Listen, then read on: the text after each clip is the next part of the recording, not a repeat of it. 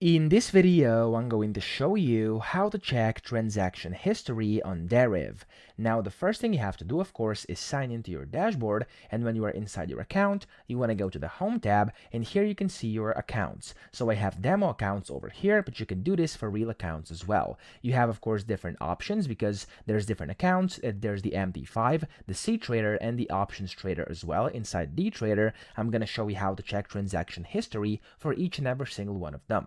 First, let's go to MT5. I'm going to click on Trade, and then I'm going to open the web terminal. And from here, when it opens, you can see your history down here. So either over here, where you can see the trades, or if you click bottom left, History, you can see your history as well.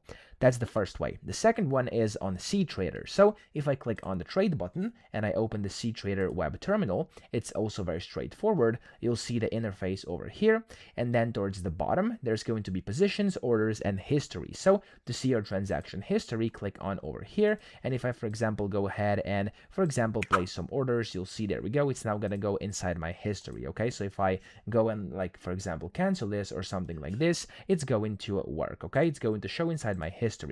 Then the third way is to go and basically use the options over here, which is the D Trader inside Deriv. So you can click on that, and to check history, you want to go to reports over here on the left, and then open positions, and you can see your history in here for different categories. Now, that's it. I hope this video helped you out. If it did, please subscribe to the channel and help me out as well.